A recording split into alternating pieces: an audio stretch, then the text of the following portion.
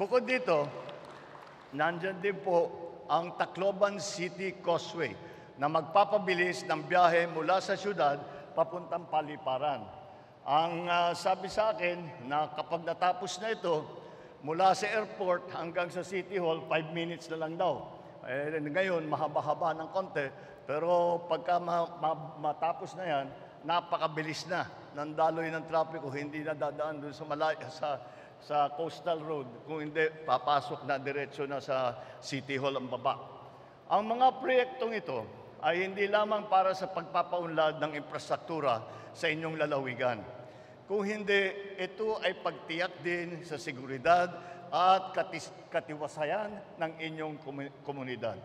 Sa pagtutulungan ng ating kasundaluhan at kapulisan, patuloy tayong nagdadagdag ng puwersa sa ilang lugar sa Leyte upang mapanatili ang katahimikan at kaayusan dito sa atin.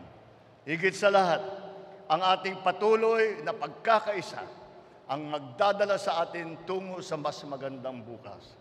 Ang bawat tulong na ating binibigay, ang bawat proyekto na ating itinatapos ay patunay na sa ating pagsisikap na itataguyod na mas maliwanag na kinabukasan para sa bawat Pilipino.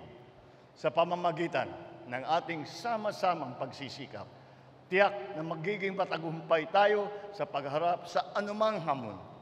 Magpatuloy tayong naglilingkod ng buong puso at buong sigasig at sama-sama natin abutin ang mas magandang kinabukasan para sa bawat isa. Magandang araw sa ating lahat.